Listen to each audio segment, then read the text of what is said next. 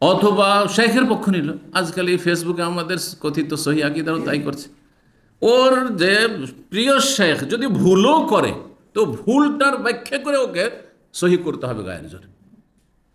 কে বলেছে আপনাদেরকে এটা করতে?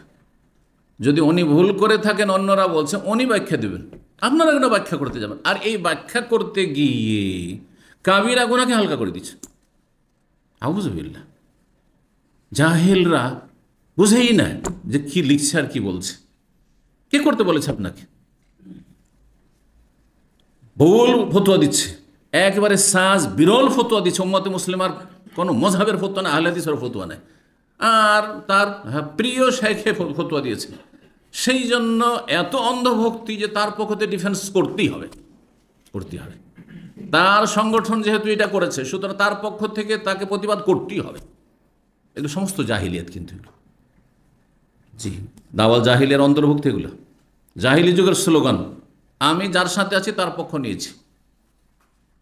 ইন গাওয়াত গাওয়াইতু, এটা প্রাচীন যুগের একটা আরবদের যে আমি যার তরিকে আছি, ও যদি পথভ্রষ্ট আমি পথভ্রষ্ট।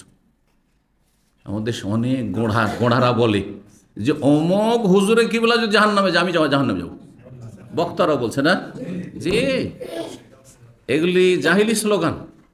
না, আমি নবী সাল্লাল্লাহু সাথে থাকবো, এটা হচ্ছে ইসলামের স্লোগান, ইসলামিক কথা। আমি আল্লাহ এবং রসুলের সাথে থাকবো, কোরআন এবং হাদিসের সাথে, দলিলের সাথে থাকবো। অমিনহা বলছেন যেসব নিষিদ্ধ বাক্য বা কথা, তার অন্তর্ভুক্ত একটি শব্দ হচ্ছে তাসমিয়াতুল এশা বিল আতামা। এশাকে আতামা বলা, বুখারী হাদিসে এসেছে।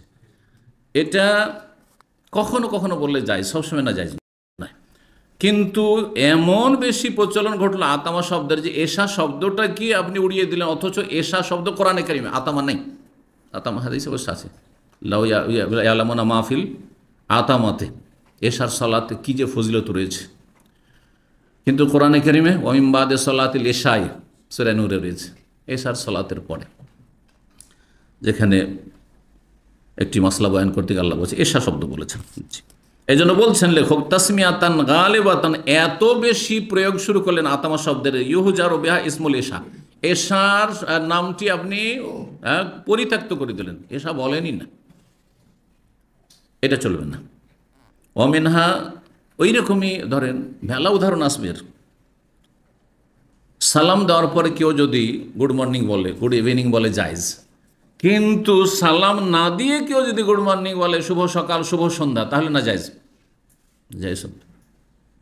একজন মুসলিম আগে সালাম দেবে, মুসলিম, তারপরেও যদি কিছু বলতে চান তখন বলবেন, আপনি মুসলিমকে বলতে পারেন। আর অমুসলিমকে সালাম দেওয়া জায়েজ নয়, সেই জন্য তাকে গুড মর্নিং বলেন শুধু, তার জন্য, যেহেতু সে সালামের হক রাখে না। তো তারপরে বলছেন যে এইরকমই সেবাবুল মুসলিম, মুসলিমকে গালমন্দ করা নিষেধ করেছেন, ফুসুক বলছেন, ফাসেকের কাজ এটি, বুখারী হাদিস। এইরকমই তিনজন ব্যক্তি কোথাও আছেন, তিনজন বসে আছেন, আর দুজন কানে কানে গোপন আলাপ করা, হ্যাঁ, চুপি সারে কথা বলা নিষেধ করা হয়েছে। এরই অন্তর্ভুক্ত হচ্ছে যে দুজন বাংলাভাষী আছেন আর একজন উর্দু ভাষী বা আরবিয়ান আছে, আর দুইজনে বাংলায় গল্প শুরু করে দিয়েছেন, জায়েজ না, ঠিক না। এতে তাকে কষ্ট হবে, এক তো বুঝেন না একটা কষ্ট, আর তার চাইতে কষ্ট কি জানি কি যে আমার বিরুদ্ধে মনে বলছে, যা কিছু বলে শয়তান ওয়াসওয়াস, এই যে বললো না, ওইটা মনে আমার নামে ইঙ্গিত করলো, আমার সম্পর্কে, আমার দোষ ত্রুটি নিয়ে এরা চর্চা করছে, এই জন্য তো বলবে না, বলবে না, নিষেধ করেছেন। লায়াতা না যায় ইসনানে দুনা সালেস, তিনজন থাকলে একজনকে বাদ দিয়ে দুইজনে, বিশেষ করে সফরে হলে মোটেই জায়েজ না। সফরে যদি কোথাও এই কাজ করেন তাহলে তো আর পালপিটেশন শুরু হয়ে যাবে, হার্ট অ্যাটাক হয়ে যাবে, কি জানি আর দুজন ষড়যন্ত্র করে আমাকে মনে মারবে। জি জি, সেই বুখারী মুসলিম হাদিস। ওয়ান তুখবির আল মারআতু যাওজাহা বিমাহাসিন ইমরাতিন উখরা, এই বদচরিত্র অনেক মহিলাদের আছে। কোন মহিলা তার স্বামীর সামনে অন্য কোন মহিলার কোন শারীরিক বৈশিষ্ট্য বর্ণনা করবে, এটা জায়েজ না। অনেক পুরুষরা আপনারা আছেন খারাপ চরিত্রের, এসছে বাড়িতে কোনো মহিলা, কোনো ফ্যামিলি এসছে, দেখতে তো পেলেন না, চান্স পেলেন না, হয়তো পর্দা নাসিন, অথবা যে কোনো জায়গায় দেখা হয়েছে, দাওয়াত খেতে গেছেন, আর তারপরে বলছেন যে অমুকের স্ত্রী বা অমুকের মেয়েগুলো কেমন দেখতে, হ্যাঁ কেমন দেখতে, কীরকম শারীরিক গঠন জিজ্ঞাসা করা শুরু করলেন, আর আপনার স্ত্রী বয়ান করা শুরু করলো, আর দেখতে ভালো না, আমার চেয়ে খারাপ, হ্যাঁ, অথবা খুবই সুন্দরী দেখতে, সুন্দরী বলে তারপরে যদি ফিতনা পড়ে যায়, আর পড়ুক আর না পড়ুক নিষেধ, ভালো বলাও জায়েজ নাই আর মন্দ বলাও জায়েজ নাই। মেয়েগুলো এত মোটা মোটা হয়ে গেছে আর এত বয়স হয়ে গেছে, বিয়ে শাদী হয়নি, সব হারাম কাজ করবেন আপনি, নিষেধ। স্বামীর সামনে জিজ্ঞাসা করুক আর নাই করুক, কোন মহিলা সম্পর্কে কোনো বিবরণ দেওয়া যায় না, নিষেধ করেছে রাসূলুল্লাহ সাল্লাল্লাহু আলাইহি ওয়াসাল্লাম। হাদিস সহিহ বুখারী, জি 118 নম্বর হাদিস। এইরকমই নিষিদ্ধ বাক্য হচ্ছে আল্লাহ মাগফিরলি ইন শিত, আল্লাহ তুমি চাইলে আমাকে ক্ষমা করো। আল্লাহ মারহামনি ইন শিত, আল্লাহ তুমি যদি চাও তো আমার উপর রহম করো, নিষেধ করেছে রাসূলুল্লাহ সাল্লাল্লাহু আলাইহি ওয়াসাল্লাম। কেন আল্লাহকে কেন বলবেন তুমি চাও তো? আরে মানুষকে এরকম বললেও তো অসন্তুষ্ট হবে। কারো কাছে ধার কর্জা নিতে গিয়ে যদি বলেন আপনি চাইলে আমাকে ধার দিতে পারেন, দেবে? ঝাঁটা মারবে, আমাদের সে বলে, ঠিক না? দেবে কেউ?